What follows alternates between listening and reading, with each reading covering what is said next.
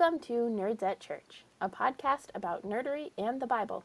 I'm Pastor Emily, and I use pronouns like they, them, theirs. And I'm Pastor Kay, and my pronouns are she, her. And I'm Pastor Harold, and my pronouns are he, him.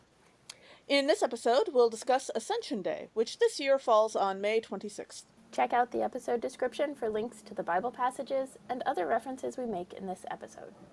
So last year, for Ascension Day, we had a science teacher join us to talk about what would happen if an unprotected human rose into the air, and that got a little morbid. So on a lighter note, this year we decided to talk about flight, aerodynamics, and aircraft instead. And for this, we have our special guest, Harold Vanacek, who has worked in the field of aerospace engineering and on the space shuttle program with NASA. His first love language in talking about God is with the language of science. Harold is currently an ELCA Lutheran pastor in Marble Falls, Texas. So, Harold, to start you off with what we might call a softball question, I realize that when you told us about this in seminary, you had the advantage of being able to make hand gestures and to draw pictures for us, and with the podcast, none of that is really an option. But can you explain to us, how is it that an airplane gets off the ground in the first place?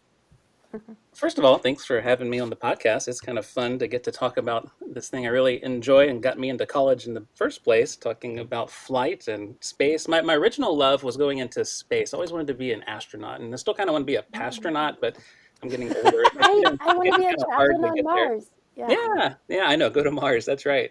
But so aerodynamics and flight. The easiest way to think about it is with a sheet of paper.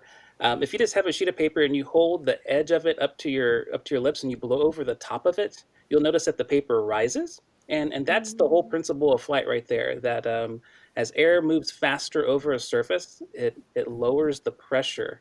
And so you create lift. So when a plane is flying, there's not something underneath the wing pushing it up. It's actually the pressure above the wing that's lowering and pulling it up into the air as the plane moves faster along the runway.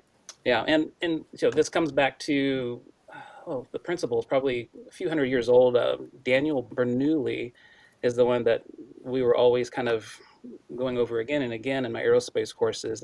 He was a scientist from the early 1700s, and he created a principle called Bernoulli's principle, which it says as the speed of a fluid increases, simultaneously the pressure decreases in that fluid. And Bernoulli was more interested in water flowing. He was like a plumber. He liked to study water. But over the years, we started digging into air, and you get the Wright brothers, and so they started applying these same principles to air, and they worked.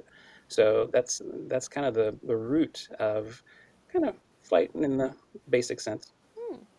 Which is interesting because when I think about pressure, air pressure especially, I was just trying to empty out a honey bottle that had gotten kind of crystallized, and so I poured a little bit of hot water in it and then was shaking it up. And then the pressure is really high, but that's because all of the decreasing pressure, so the expansion is within a presumably sealed bottle, and the outside is not, right?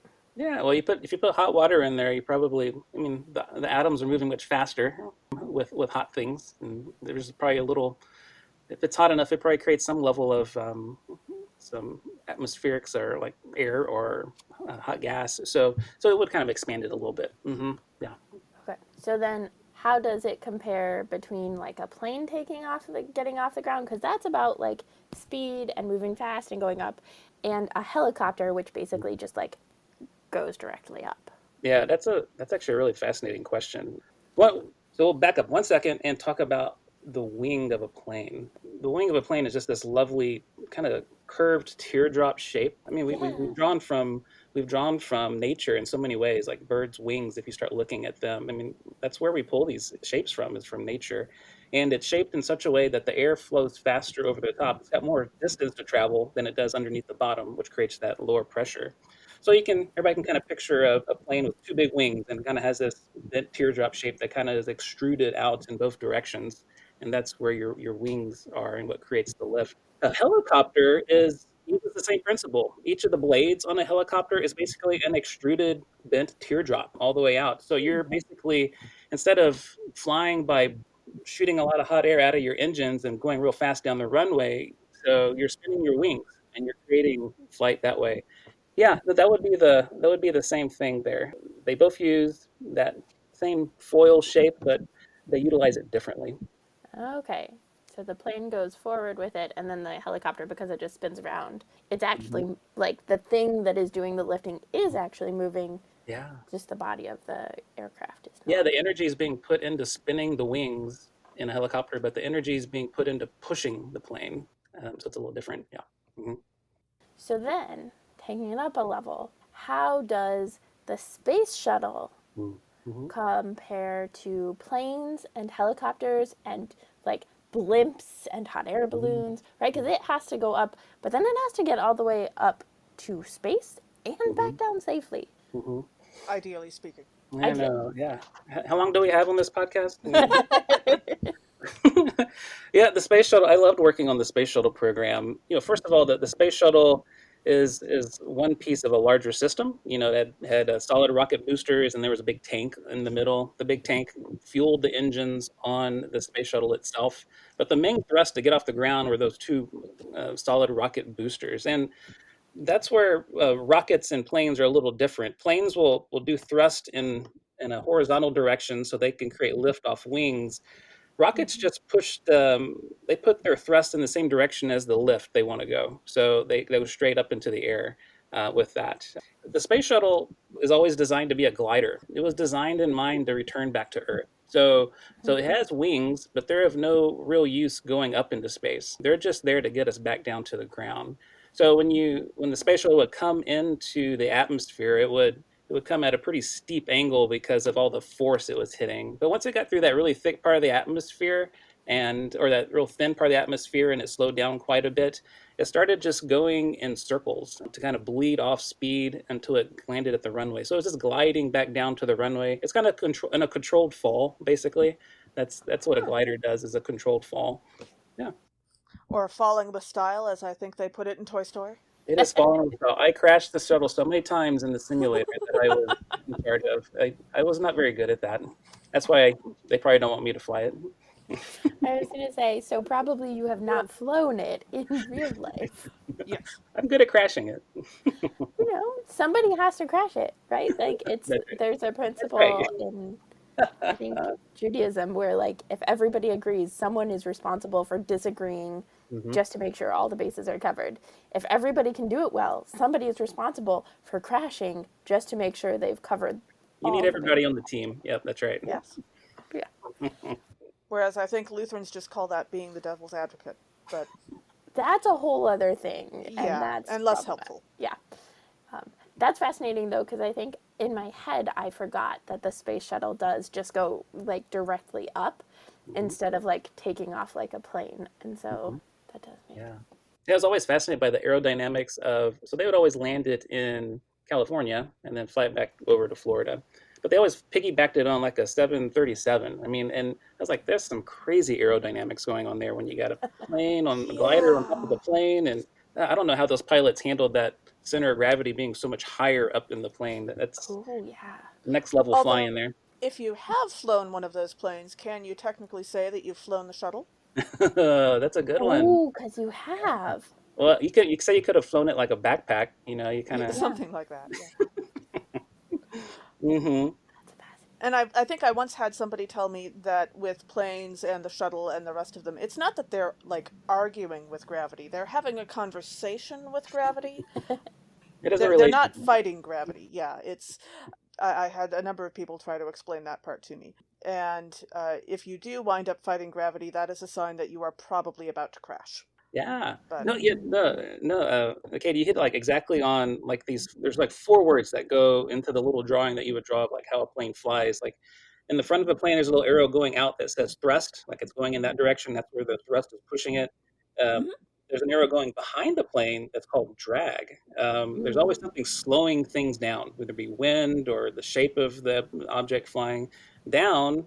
Arrow is gravity. There's gravity pulling everything down, and then the up arrow is lift. And that's based on the shape of the object that's flying. So you're always in that relationship, that tension between all four of those objects, and you want to keep them in balance to do what you want to do. Sure. Hmm.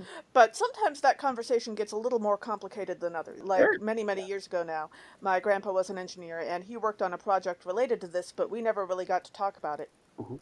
So I was wondering, how do planes that can fly while upside down keep getting fuel? That's an interesting question. I did not know the answer to that when you asked me that one originally. I had to go look that up, and I discovered Ooh. that there is such a thing that is called the flop tube.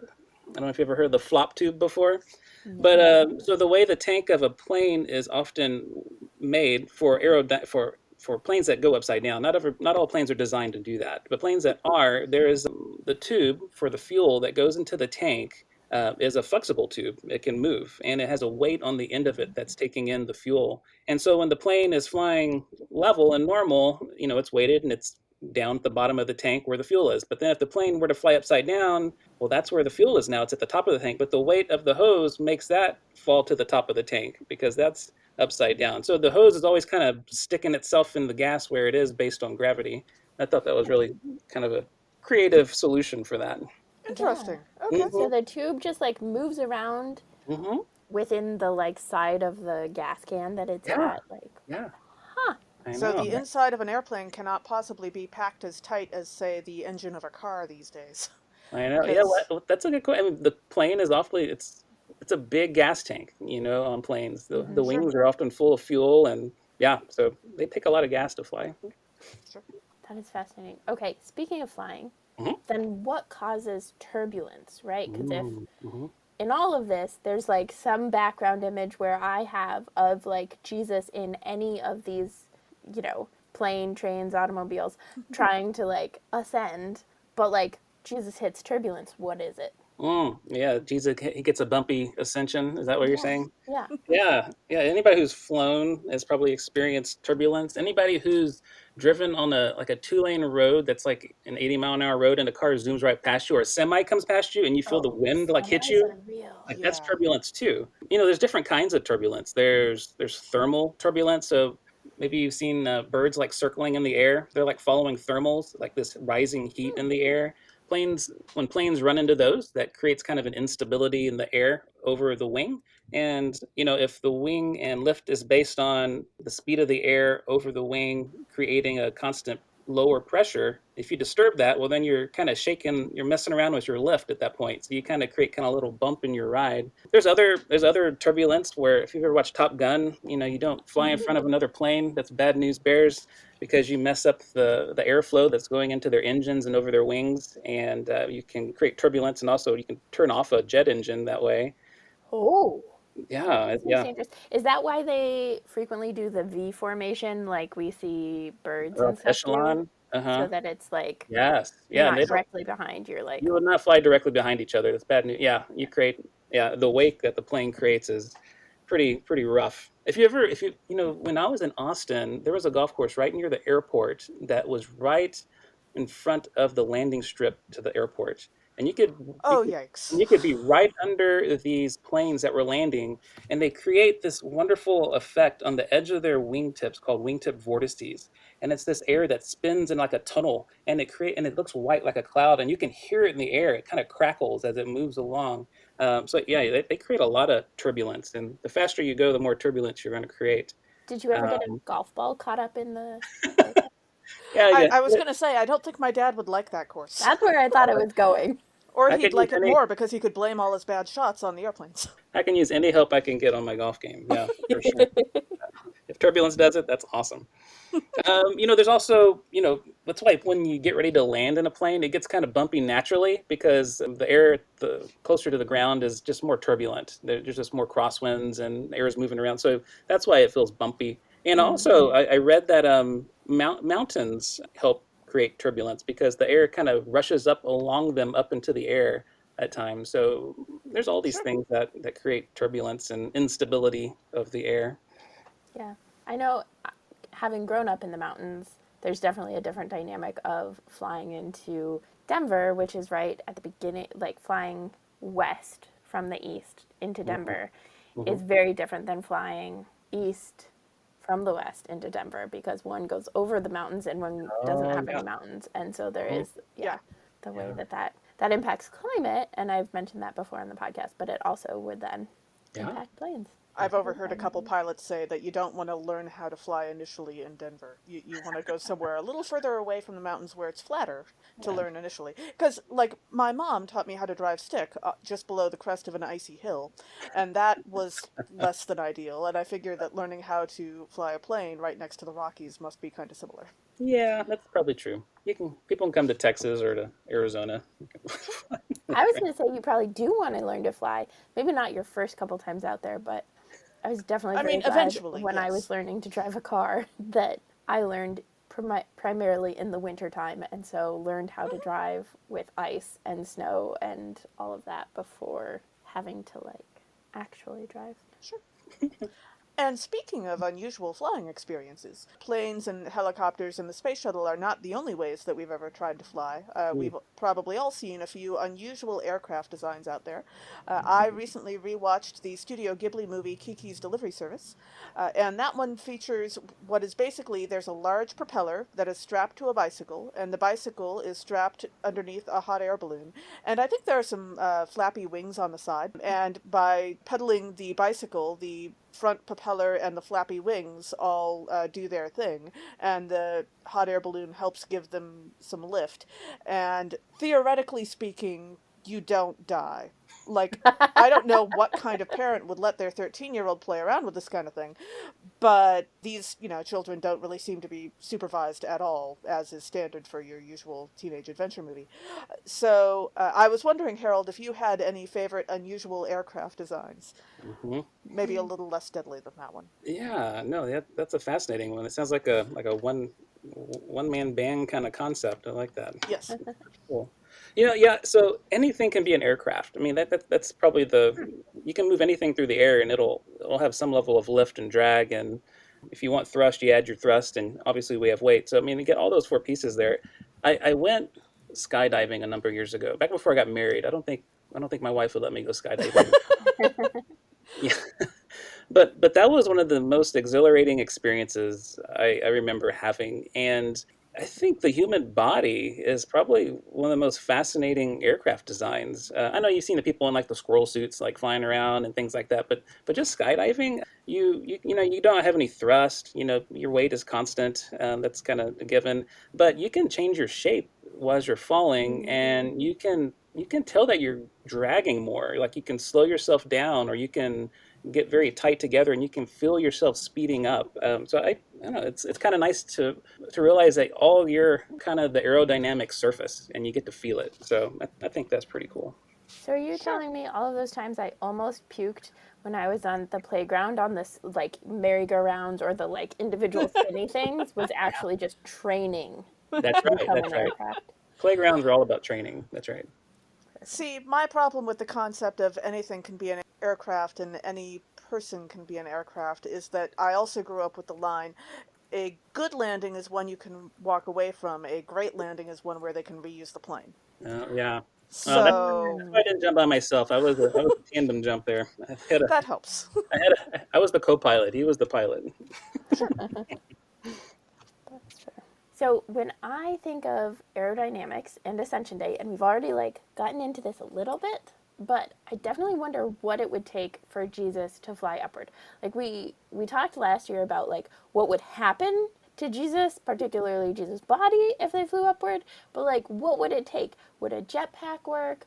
Are jetpacks real? Will they ever be real? What is your wisdom on this? Oh, wisdom, imagination, craziness. It's all in there. It's like, can Jesus and take enough helium to like lift himself off the ground? I was just thinking about that. Ooh, There is the British have they call it the jet suit. It's with their military, and maybe you could probably find it on YouTube if you just search jet suit. But it's like an Iron Man suit, and the rockets is like four Yikes. rockets, two rockets on each like hand. Which is used to control the thrust and the speed of the thrust, and so you kind of fly around. So yeah, Jesus must have something kind of like an Iron Man suit, I think, but we just can't see it. Yeah, he's got the more So advanced Iron Man suit, like it's like Iron Man 10. That's that movie. so not just a beanie hat with a propeller on top, probably. Well, can you that imagine Tweedledum? that might have been why the disciples were dumbfounded, looking up in the air. Yeah. Yes. But helium would presumably, like, if Jesus were to like take a page out of the movie Up, right, Mhm. like a whole bunch of helium balloons, that would Sure. not go high enough. Like, eventually those balloons would all pop, They would all get, or yeah, maybe, yeah, they would all get really big and then they would pop. okay, that's Also, I don't think that Jesus wants his last words to his disciples on this earth to be in a squirrel voice. That's yeah, yeah, Not Alvin and the Chipmunk style, no. I yeah. mean, okay, fair. So you said like the British Iron Man 10 style. Is there a more aerodynamic? Like, what would be the most aerodynamic way to ascend from Earth? The most aerodynamic. So aerodynamics is all about shape. I'm trying to think what shape Jesus would need to put himself in Yeah, to I gotcha. ascend most easily. It'd have to be, I think it'd have to be like a teardrop shape. A raindrop is one of the most aerodynamic shapes out there. And if you look at a wing, basically it's a teardrop on its side. It's largely because on the side, because on the front you have a curved section so the wind can, or the air can go around it, and at the end it tapers off to a point because you want as little drag as possible. That's always the goal. You want to decrease Sure. your drag and maximize your lift and thrust. So Jesus would probably point his toes down in some form or fashion, put them together. He was like a diver almost, I and was yeah, so I diving was up into the air basically. yeah. I was thinking of ballet. Like, Ooh, you would yeah, have had to have ballet classes for yeah, being on point, and but Sure. diving also works. And now I'm like picturing Jesus doing like the real fancy like Olympic yeah. tumble dives, but like up. Upward, yeah, but upward, Sure. yeah. That's pretty Sure. cool. I like the ballet too because I like how they have their hands over their heads in like a Right? circle. I mean, that There's kind of like creates a a teardrop shape. I like that. Sure. side note. I always thought that the aerodynamic part was to have the pointy part be at the front Mhm. to split the air so that then the air went around, but it's not. What I have learned, one of the things, is the round part is at the beginning. But is it, what about like a pointy bump pointy? A pointed, yeah, you can do that. I would say it's more unstable because you're slicing into the air, so you could easily once you just tilt down just a little bit, you start going that direction really quick Mm, or up, and you have less. Your controls are so out of control almost out of that point. But like you it's like, mentioned, the point is important. The front of a bird is a point. I mean, Sure. there's intentionality to that too to kind of break through that. That's a low point. That's one of the ways they can do lower drag is or it's not the lifting body, try to make it as pointy as possible. So, you know. so that's okay. Now I have another connection. When I was a kid, and maybe still as an adult, and I'm like riding in a car and not driving, and I Mm, put my hand out the window, yes. it does. Like every time my finger, like the tips of my fingers go either slightly down or slightly up, it just like the whole hand goes all the way up or all the way down. And it's really hard to keep it like steady, which That's like I exactly don't right. really ever try to keep it steady. Part of the fun of having your hand out the window is to not keep it steady, but Sure. That's a perfect that would example. be okay. Okay. Huh. But computers And are so advanced these days. I mean, they've gotten better and better. So there are more planes that dabble in that kind of shape because computers can compensate for that much quicker than humans can. So they can create some weird looking planes because of that. sure.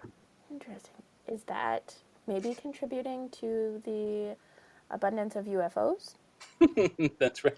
Oh, UFOs. The military seems to have something to say about that right now. I'm not sure what they're getting at. Who knows? I do believe that there is life out in space. There's just too much creation to think otherwise for me. Yeah. I think we live in such a big universe with distances that are beyond my comprehension that the civilization can rise and disappear in the time it would take for information to travel from there to here. That's Sure. so things are happening in kind of this bubble aspect, I think, and it's hard to comprehend the infinity aspect of God and creation. Yeah. I think about that. Like, I was told at one point that stargazing, especially if you're like looking in a telescope, so looking at the farther away ones, is always time travel. You're Yeah, always Sure. looking at history. yeah, yeah. You got light coming from different aged light hitting you all at once. Yeah. Mm-hmm. Sure. Yeah. So there is a TV show that I think is originally from Australia that my husband loves to watch. The American version is called Mayday, and it's all about airplane crashes. And he keeps telling me about how hopeful and like trust inspiring the show is because it goes through the process of figuring out, okay, exactly how did this crash happen and how can we make sure it doesn't happen again. My problem with that is that, all of these stories are about airplane crashes. And so I don't find it especially hopeful or trust inspiring, but he and others and the show keep telling me that flying as a passenger on a commercial flight, at least pre-COVID anyway, is so much safer than driving in a car on a highway. And is that actually true? And if so, like why? Ooh. So first of all, a couple numbers, and then a note about perception. Numbers. Ooh, that's So, probably fair. so if you look at the absolute numbers, there are about 5 million car accidents a year, and only about 20 flight accidents per year. So if you look at that, you're like, oh my Sure. gosh, cars are way more dangerous. But if you look at it per 100 million miles of distance traveled, it's about 1.3 fatalities and 80 injuries in that 100 million miles, and it's negligible with flying because planes obviously fly much further than we travel on a daily basis. Mm. Sure. So when planes crash, it's oftentimes a lot of people who die, and that makes big Mhm. news. And when a car crashes, it happens every day, and it happens so often that it does not make the news. So statistically, driving about, the odds of you dying in a car crash is about 1 in 98. The odds of dying in a airplane crash is about 1 in 7,178. Wow. And the reason the perception comment is that driving affords us more personal control, so we feel safer. What do you think of that? Well, because Huh. we're in control, it's more safer, but there's so many more variables that play because everybody's in control of their car at that point. Right. Where when you're in a plane, there's fewer people in control. And so not everybody on the plane is flying the plane. So, Thank God. yeah. Yeah, I was I, like, thanks be to God. Yeah, I have to say, I also think that there's a certain element of there are a lot more controls on who's allowed to fly a plane Yeah. versus who's allowed to drive. Because you were saying, we feel like we have more control, so we feel safer. Well, sometimes, I mean, I've driven in ground blizzards in Minnesota when I am absolutely convinced I'm about to die, even though the weather isn't actually all that bad, it's just I can't see anything. Yeah. Mhm. So I have to say that sometimes it's a lot easier to trust a professional pilot who has been doing this for a while, or at least I hope so, than it is to trust myself in unfortunate situations. Yeah. Hmm. Which is fascinating because I was reading. So, my friend Stephanie has a zine that she does, and one of the things she was talking about in not the most recent volume, but the one before, was the idea of public transit and automated cars, and that, like, the more personal responsibility a person has while driving a car, the more clear personal responsibility a person has while driving a car, the safer they will be, and the more automated things get. So the more it like eliminates that personal responsibility, the less safe it is. Except to the extent that like if everything is automated, then that's a whole other level of safety. And she doesn't like driving cars, so this is part of her like I don't like driving cars thing. Yeah. Yeah. But it's Sure. fascinating to then think about that as like our perception is the more in control we are, the safer we are. And to an extent, that is true. Correct. Sure. But to another extent, it is Hmm. completely untrue. Like, Hmm. Although it also depends on who's doing the automating, because I think we've all probably seen that short video of a Tesla driving into a small aircraft recently, because someone was trying to get their car to come to them, and it took a path that was less than ideal. Right. Yeah. So, And that's how Boeing got in trouble too, is the automation systems were not working the way they should. right. Yeah. mm. Hmm. So, caution in automation. That's right, caution in automation. Yeah. Is there anything else we need to know about aerodynamics to Hmm. have a greater appreciation for Jesus' ascension? Hmm. Perhaps one of the like questions might be, how far do you think Jesus ascended before Jesus was like, okay, I'm done now? So okay, this is my. I'm also a big sci-fi person, and I love all the sci-fi stuff. I'm not like a Star Wars over Star Trek kind of guy. I like them all. Yeah. Sure. I'm one of those folks. I'm really fascinated with the Doctor Strange multiverse kind of thing. Ooh. So I feel like part of Jesus's ascension is slipping into this aspect of reality that we can't see, but is still there and still present. So, so I feel like it's not a distance thing; it's a dimensional thing. Yeah, I don't know. Sure. That's that's as dimly as I can see through the mirror. Come to think of it, I guess Jesus' ascension was partly to meet us where we were, because, like, we all may intellectually know that heaven is Mm-hmm. not actually above us, especially since Earth, above technically is in all directions. Mm-hmm. But you know perfectly well that if he had descended into the ground, the disciples would have thought he was going somewhere very, very different. That's true. And so he Yeah, probably ascended in order to give them the right, impression, he, right? he knew the context clues of. Yes. That I like it. So as we dive into our readings, or dive up to our readings, Good uh, one. I like it. I try. Our first reading is from Acts chapter 1, verses 1 through 11. At the beginning of the book of Acts, the author reminds Theophilus of the events in the Gospel of Luke and tells the story of Jesus' ascension into heaven after the resurrection. So, one of the things that came out for me was the ways that this passage is like is dealing with like unclear prophetic interpretations, right? Like all of the things that you have ever heard are coming true, and also in this particular way that like fits our narrative really, really well. And it reminded me of Battlestar Galactica, that like once they had taken off and they're like looking for this prophesied Earth, and then it's like, okay, is this the Earth that we're talking about, or is this the time that the president is supposed to inevitably die and not make it to Earth with us? And then what about the Cylon blood that like helps her live? And like just raising the like questions of how tied are we to an interpretation of what was predicted to like make the reality fit that, versus letting the reality become what it will become, to borrow a phrase from process theology, and then seeing how it plays out in those interpretations. But that's my question for. Oh, I'm trying to make another connection there, because that's also reminding me of the ancient Greek play about the guy who was prophesied to kill his father and marry his mother and desperately Oedipus. tried to not do. Yeah, Oedipus, yes, thank you. Yeah. Desperately tried to not do that, and then of course it did happen after all. Mm-hmm. Not exactly what you were going for, but No, but it's, kind of. yeah. Well, and there's like the way that Doctor Who deals with time, and particularly for Amy Pond and Rory Pond, that like Yes. ultimately their ending is because they see their names written on the tombstones, and if they hadn't seen it, it wouldn't have happened. But because they saw it, Right. it became fact. It's a paradox. Huh? Yeah. Sure. Yeah. You know, there's like No, alternative. what's interesting with that, like like what came first, the chicken or the egg? I, Sure. I feel like there is a cycle to this story too with this ascension. I mean, you start thinking of Elijah or like Old Testament characters that Mm-hmm. didn't die. They just went to God, and then the world didn't seem to change at all again. And so are we in this cycle of this in a new way? Yeah. Sure. Yeah.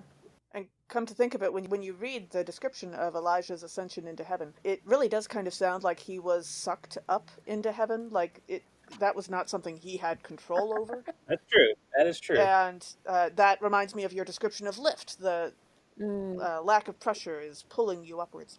Oh, Whereas Jesus sounds like he has a little more control over what's going on and is a little bit more like. Okay, so Elijah is more like a helicopter, but not in control of his own propellers, and Jesus is more like the space shuttle, pushing him. that's right. So now it's Elijah wearing the beanie hat with the little propeller on top. That's right. Okay, sure. The handoff. Yes. So when we reach verse 3, we read, "After his suffering, he presented himself alive to them by many convincing proofs." And my question about this is, how do you prove to someone that you're alive? I guess there's an element of proving to someone you're not a vampire that would be separate, but they didn't actually have vampire lore back then, so that might have helped. That we know of. Mhm. Well, yeah, I suppose. But Jesus ate bread and fish with the disciples, as we see elsewhere, and he let the disciples poke him at least a couple of times, I guess. The one before Thomas was there, and then the one when Thomas was there. And so I suppose he also had the Monty Python route open to him of yelling, "I'm not not dead yet. I'm feeling better. That might have worked. Probably, Only, in Aramaic. only a flesh wound. Yes. Yeah, those would all be ways of proving.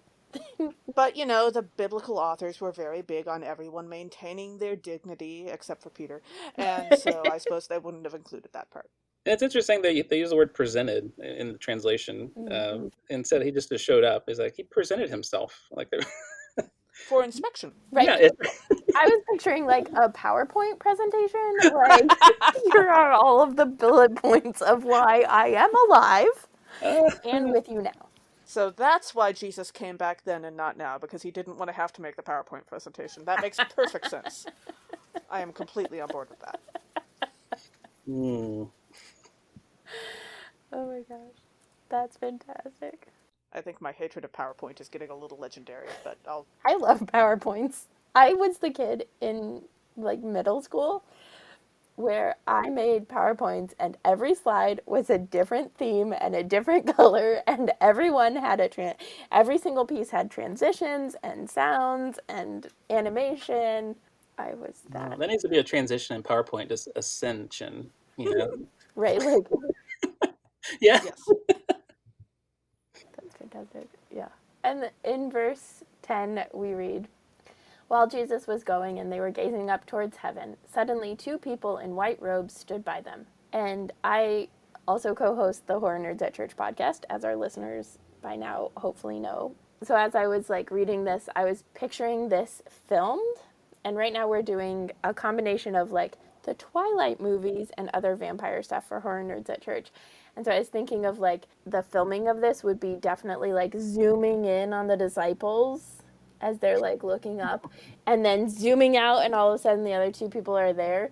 So it's a little bit like when the creepy psychic zombie shows up in What We Do in the Shadows, or like other things, which like spoilers for Horror Nerds at Church Patreon subscribers on our BooTube, but that like zooming in and then zooming out, they do it with like people disappearing in Twilight, but like also the appearance, and then it's just like, oh, you startled us into like how Colin did you show up in this house in this way and nobody heard you coming. They just like appear. Yeah. So there's that gazing up towards heaven in that verse 10, and then they stood looking up toward heaven in verse 11. I have this image in my head, like that first one. I mean, I kind of geek out and Greeking out sometimes. I enjoy that. And the word that's used for that first one, that gazing up, has a definition of looking up steadfastly, like you're just like dumbstruck. I mean, I just kind of see them with their mouth open, like what? And then the second one, after it's happened, and then they're getting talked to. Why do you stand looking up? Those people robed in white, they're using a word that is more about considering something. So they're like contemplating. It's like they go from their mouth wide open to like their hands on their chin, just looking up, like, I wonder about that now. It's an interesting play on those words, I think. Yeah, They might have been staring upwards for quite a while. Yeah. To make that transition. that is true. Yeah. And also I really love astronomy as well. Like I'm one of the most amateur astronomers that you could probably find. So I just do my best to start looking for things and find things sometimes and enjoy that. It's just fun. But one thing that I've learned, especially here in Central Texas, is that one of our heritages, one of our gifts that we have around here is dark skies. Sure. And most people in the world have never seen the Milky Way. And Yeah. there's something about, I feel like our world today doesn't look up enough. It's kind of flipping this on its head a little bit. Like I love my technology. I mean, I couldn't probably function without my phone or my laptop, but it does keep me looking down a lot, and so I feel like the way I feel with the technology today, is kind of how they're responding to them looking up. It's like, why are you focused on that? Maybe you need to look out or look in the other direction. So I was just thinking about that with kind of the dark skies and the stars these days, and how lighting has been a blessing and a curse at the same time. Yep. I grew up in Colorado, and so there you can definitely see the Milky Way from where I lived in the mountains. Not nearly as well as you can in an actual like dark sky spot, but that has contributed to like the Milky Way in Vale where I grew up is like grayish right? Like there's just so many lights that it's a light, so many stars, Sure. and you can see all the stars. You can't see the like really cool pictures that people take of Milky Ways where there's like you can see the gases and all of that stuff. I always love that, and that's like I've lived in cities, and there's a thing about cities that really works for me, and the lack of dark skies is not is not an aspect of cities that I Yeah. resonate Mm-hmm. with, because it's Yeah. just you miss so much when you Right. can't Right. look at those awe-inspiring things as well. Sure. Our second reading for this episode is from Ephesians chapter 1, verses 15 through 23. The author gives thanks for the people of Ephesus and prays that all might have the wisdom to understand Christ's ultimate sovereignty over the universe. I have no memory of writing that at all, but sure. Sometimes I remember when I wrote these and why I made certain decisions, and this one You had an really, no. inspired moment, Katie. Right. So one of the themes of this is the idea of power, right? Okay, you wrote it as Christ's ultimate sovereignty, but there are different like types of power and ways we use power. So I was thinking about that, and like this is clearly not intended to be the power a la the Ring of Power in Lord of the Rings, right? Like it is not Yes. the power that Thank goodness. corrupts completely. But then it like another way of doing power, right, is like the power of vibranium in the Black Panther movies. And that's like a power that by and large is used to help and support people. And Sure. also it's like kept within the community. Like there's a limit to how much they're willing to do the power. And so like that's still not quite the power that we're talking about. But then the flip side of that is Encanto and the power of the gifts of the Madrigal family. And that power is not just like for the community, for the family, but for like everybody in the community, except it's to the extent that then there's major burnout for everyone in the family. So I feel like the power we're talking about is somewhere in between, where it is for everyone and also not intended to be burning out Jesus, who is not, an actual star that burns out. But if Jesus is ascending, maybe that's like Jesus becomes a comet. Maybe that's our next Ascension Day deep dive. I was going to say, I don't remember writing the summary, but I have to imagine that I probably struggled over what word to use to make that last part not sound creepy. Because power language is so loaded, especially these days, that it's hard to find words to talk about. Like we have said before in this podcast, there are some things that you can only say about God because it's God you're talking about, and if you said it about a person, it would sound horrific. Mm, And this kind of ultimate power is part of that too. mm. Well, when you mentioned the universe, Katie, in your comment, I'm always drawn back to He-Man. He's like, I got the power of Grayskull. He's like, I have the power. But it's like that. What you just said about God. It's like when you put that kind of power in, even it's a cartoon human context. I mean, it's just ridiculous. Yeah, But with God, it carries some brevity and deepness it's worth dwelling on. yeah, God is really the only one I'm comfortable having that kind of power. Yes, absolutely. And that's one of the critiques for a lot of people of Christianity is how can you be okay with an entity having that kind of power? Sure. Yeah. I mean, one of my favorite authors is Brene Brown, and she talks about vulnerability being like our superpower. Sure. And we see that in scripture and how Christ interacts with other people in his healings and forgiving. And it just, yeah, yeah, I think she's really tapping into something that we need to hear about our understanding of what power really is. Yeah. And that's a whole other understanding of power, right? Like it's not power over, Right. it's power with. It's the power of vulnerability is the invitation into intimate relationship, the invitation into transformation. And that makes a lot more sense when it comes to like God having the ultimate power as the ultimate vulnerability of becoming human, of giving up the power in order to be in right relationship. Yeah. And then as we dive into the readings in verse 17, we read, I pray that the God of our Lord Jesus Christ, the Father of glory, may give you a spirit of wisdom and revelation as you come to know them. And I have been working my way through the Buffy and Angel series, and so I was like, oh, the spirit of revelation, that's Drusilla, obviously. She has like premonitions of things. Sure. In Angel, Cordelia also does. But wisdom, not so much. I'm not actually sure who, if anybody, in the Buffy and Angel universes has the spirit of wisdom. I'm trying to think of a context where I could go up to someone and say, I'm praying that God gives you a spirit of wisdom, and they wouldn't take it as an insult, like outside of the confirmation ceremony. Yeah. But, like, because let me tell you, I pray that for a lot of people on a regular basis, but I don't tell them Are that. you saying I'm praying for you to not be dumb, or is that what you're saying, or like I people hear it? well, like how do you say I hope that God gives you a spirit of wisdom, and it doesn't come out sounding like you really need it so badly. Yeah. Yeah. You Well, don't have it yet. and like, I do think that Giles could be construed as having a spirit of wisdom, but also, like, there are Sometimes. things that he totally misses. Yeah. Like, I'm in the glory part where, like, Glorificus, the, like, god, is here to, like, destroy Buffy or whatever. And they completely miss her coming in and buying things specifically for complete and utter destruction and then leaving. And it's not till way later that they're like, oh, this is what was going on. So, like, the wisdom, a little different.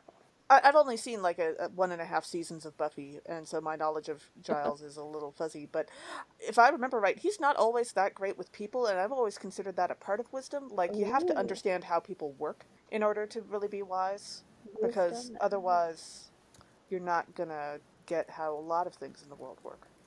Hmm. Well, one other comment on power to that verse 20, where God put this power to work in Christ when he raised him from the dead and seated him at the right hand in heavenly places. Like the power is to raise people from the dead and to put them in places of honor. Like how can we ask that question of like our church budgets, our family budgets, our like whatever we do? Like how is this raising people from the dead? How is this placing people in places of honor? That's the power I think that we've been given Yeah. in the resurrection. So yeah. Yeah. Yeah. And what does not literal death, not the literal, like, we are creating zombies and vampires and stuff. We'll leave Yeah, that no. to horror nerds at church. But, like, the deaths of economic despair and the deaths of, living in a Poverty. world, right, of poverty, of climate disasters, all of that stuff. Like, how, Yeah. yeah. Yeah. That makes me think of the immediate example that came to mind was there are a few institutions out there that are working on reparations for Mm-hmm. those who were enslaved and for those particularly who Mm-hmm. were enslaved by their institutions in the past. Mm-hmm. And I think Princeton is one of them. And that seems like a way to, you're not going to bring the people back from the dead, but you can bring life out of that death. Yeah. I think the Episcopal Church also is working on Yeah, they're starting reparations, to and work on that. Yeah. the ELCA non-denominational like people not quite in the center of the ELCA are working on that with, like, the Yeah, 66 outside of the power structure. synod. And yeah, but it's interesting to see who, like, where the traditional power structures are doing that work and where they are not. Right. Mm-hmm. Right. Well, and speaking of bias and stigma, in verse 20 we read, And God seated Jesus at God's right hand in the heavenly places. And being put on someone's right hand in the ancient world, and even up until much more recently, was a idiom for saying that they were a trusted lieutenant or even your second in command. But as one of my grandpas was left-handed, not the one that was an engineer, this is also a reminder to me of the bias and stigma against left-handed people through history. My great-grandmother actually tried to train my grandpa out of being left-handed. It did not take. No one who knew my grandpa would be surprised by that. And then when my cousin was born, and we realized that she was left-handed, Grandpa had a few words to say to my aunt, her mom, about the importance of not trying to train her out of being left-handed. And so we can link in our episode description to an article that does a decent summary of some of the very strange things that people believed and tried to do about people who were left-handed. And it seems so bizarrely random to us these days of a prejudice to have, but I have to say we've had like even weirder ones, and the ones that we have now will probably seem the same way in 200 years. So, Mm-hmm. Yeah, my dad was left-handed and nobody tried to train it out of him. And because the world is set up for right-handed people, in many ways he was ambidextrous. And there are certain things that, like, then I got where like I was more likely to practice with my left hand. So then when it came to learning Hebrew right after my Spanish class, I learned Hebrew left-handed and I did Spanish right-handed, and it actually worked better with how the languages are Sure. constructed to have those differences. But yeah. That's pretty neat, Emily. My stories are kind of like that too. I learned to write with my right hand because that's what the school taught everybody to write with. But I learned to throw with my left hand because my mom taught me how to throw when she was left-handed. Mm-hmm. So Sure. I remember as a kid trying to. I wasn't that good at sports either. I wasn't good at a lot of things as a kid. But I remember trying to play baseball and trying to find a right-handed glove. Like, oh my, there was no right-handed gloves in like all of the area I lived in, except for like finally found one, and it was like the worst looking glove ever. Yeah, you. Sure. Yeah, indeed. And there's like a gift in the left-handedness in throwing and hitting and all of those things. Like sports left-handed, you have an Sure. advantage because Yeah, you do. Mm-hmm. nobody Yeah. is that way. Yeah. Mm-hmm. And our gospel reading for this episode is Luke chapter 24, verses 44 through 53. Jesus opens the disciples' minds to understand the scriptures, and then is taken up into heaven while giving them a blessing and promising the near arrival of the Holy Spirit. So, one of the themes in this passage was like, as I was looking at the passage as a whole, and Jesus is like opening the disciples' minds, it really read to me, particularly because it's at the end of the gospel, as like a Doctor Who episode. So, like, at the end of the episode of Doctor Who, like, we've been following and confused and not understanding how everything fits together. And then the Doctor is like, takes that time, that moment, and they don't always do it, but like to go back and explain, oh, when this was happening, this was this thing, and this was that thing, and this was that thing, and this is how it all fits together. See? Perfect. Sure. And I feel like Jesus does that in this. Like, see? Perfect. Like the end of a mystery. Yeah. This is like his final PowerPoint, basically, right? Yes. Yes. And then in verse 50, we read, Then Jesus led them out as far as Bethany. So we're pretty sure that Luke and Acts were written by the same person. But I really like that the Luke account tells us that Jesus went back to Bethany before he ascended. And because the most notable thing about Bethany for Jesus was that that's where his friends, Mary, Martha, and Lazarus lived. And we see again and again, particularly in the Gospel of Luke, that even God needs friends. And there are plenty of media options that give this kind of messaging. But I have to say, one of my favorite ones that actually pulled it off in a sincere manner is that of My Little Pony Friendship is Magic. It's not quite the same message of the importance of friendship as that show tried to make, but it's pretty close. Mm. But I don't think Jesus could have done it without his friends. Agreed. Mm-hmm. Yeah. That ends up being like the subtle message, I think, in most shows. If nothing else, then simply because a cast of one is not going to get nearly as many viewers as a cast of many, where you can follow. Which, oddly enough, is why we have two people hosting this podcast, because a conversation is always so much better than a monologue. Truth. And in the next verse, we read, While Jesus was blessing them, Jesus withdrew from them and was carried up into heaven. And I, before, imagining like a hot air balloon or a jetpack Iron Man stuff, or like Iron Man, it really felt like Operation Dumbo Drop, which like I never actually saw the movie, but I love elephants, and so I remember very vividly the trailers for the movie, and they like are moving the elephants, and they like get them in a cargo net, in a box in a cargo net, kind of like, or whatever, like, but whoop, and then plop them down. But now you've also given us yet another way that Jesus could have ascended, not Operation Dumbo Drop style, but rather Dumbo style, with the flapping ears, right? Yeah, we're not told what his ears look like. Yeah, Yeah. like he could have had giant ears. You never know. It's true. It's true. This also proves that God can multitask. So while he was blessing them, he withdrew. So there's this, he can do two things at once, kind of a thing going on here. Yeah. Absolutely. God can balance out the lift and the gravity, the thrust and the drag, all at once. Better than a computer. Oh, you tied it together. Nice. I did, didn't I? I'm much better at tying things together than transitioning, as many listeners know. you're getting better at it. Yeah, but I'm still going to buy the shirt that says to NB to transition. So Yes. available on the merch store at bit.ly/nerds at church merch. Yes. And now for our newest segment of the podcast, Let's Make a Muppets Musical, where we talk about the passages that we've just talked about and see if we can cast any Muppets or token humans in those passages. And I have to say, the first thing that comes to mind as we're talking about two different accounts of the Ascension for me is not so much who you would cast, but rather the setting you would put that in. And I am immediately drawn back to the original Muppet Show back in the 70s was set in this classic old theater with these really fantastic theater boxes and balconies.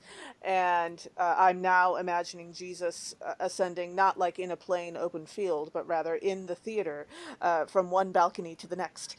And I really kind of like that image. I think that would be very snazzy. So. I actually did think of a character. Animal to me just kind of fit the image of the disciples looking up. I mean, just his mouth is wide open, like Yes. Right, like this, like that's kind of what I pictured. So he would get a leading role in this musical. Yes.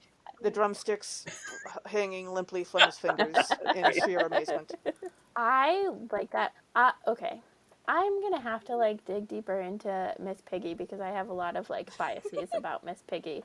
Oh. And because of those biases, I actually think she would be great at the like mysterious people/angels dressed in white who are like, what are you doing? Why are you looking up?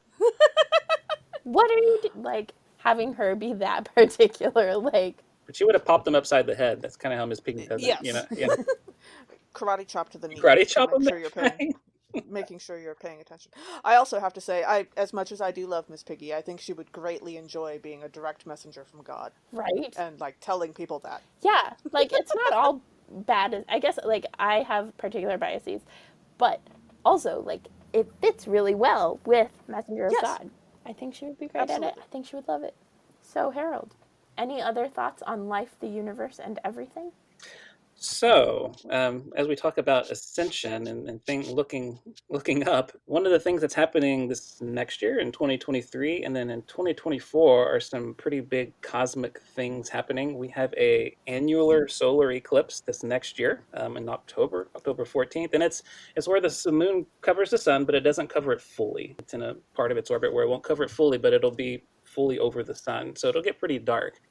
And then 2024 is something I invite everybody to find a way to get in the path of this. Is it's a total solar eclipse, and I think it's about 6 minutes long, and it's where the moon totally covers the sun. And I've seen one of these before in 2017. I drove up to Nebraska to get in the path of it, and it was quite amazing how when the moon finally got in front of the sun, the whole world changed, and the corona just kind of started glowing, and it shot out. So I mean, I kind of see some of those kind of images when I think of ascension. So if you go to greatamericaneclipse.com, you can get all the info you need to find where you can be to see these things.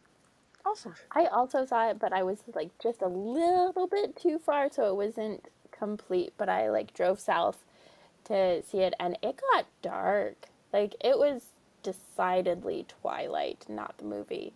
Yeah. It was Yeah. really cool. I definitely would like to be more intentional about planning and going somewhere to see it. Yeah. You can fully. order your glasses off their website now so that you don't get any cheap ones or bad ones online, so you don't lose your eyesight in 2 years. So yeah, order them now. Also good. Never look at Yeah. directly at a solar eclipse, but you can look directly at Jesus because Jesus is not bright white. Yeah. Yes, absolutely. He's not. Sadly, I should have been directly in the path of the eclipse in 2017, but that day started out beautiful, sunny, clear skies, and we had overcast skies just perfectly long enough to block the eclipse. Yep. It did actually get a little darker, I think, when the eclipse should have been happening, but we couldn't see anything. I think that was part of my struggle too. Terrible time. Was You do roll the dice with the weather for sure. Yeah. What's so cool about this one for me is I live in Marble Falls in Central Texas, and this is exactly where those two eclipses intersect. So we get to be like in the spot Ooh. Oh, of nice. both of them, which is just super cool. So what I'm hearing is we're going to come and Yeah, visit. come to Texas. Doors are open. Awesome. But Thanks for joining us, Harold. We're so glad that you were able to be with us today. You're welcome. And thank you for joining us, all our listeners. Catch us next time when we'll discuss nerdery connections to the scripture readings for the seventh Sunday of Easter. This podcast has been produced by us, Kay Roloff and Emily Ewing. For more fun, check us out on Twitter and Facebook at Nerds at Church, or contact us at nerdsatchurch@gmail.com. also, if you like what you've heard, rate us or leave us a review on Apple Podcasts, Facebook, or wherever you catch your podcasts. If you want access to our uncut guest episodes and interviews, live Q&As, and more, support us on Patreon at patreon.com/nerdsatchurch. It's probably cheaper than a pair of those fancy eclipse glasses. Also, let us know on Facebook or Twitter who you would cast for Let's Make a Muppets musical for this episode. As the ancient Christians said, Pax Pax vobiscum. vobiscum.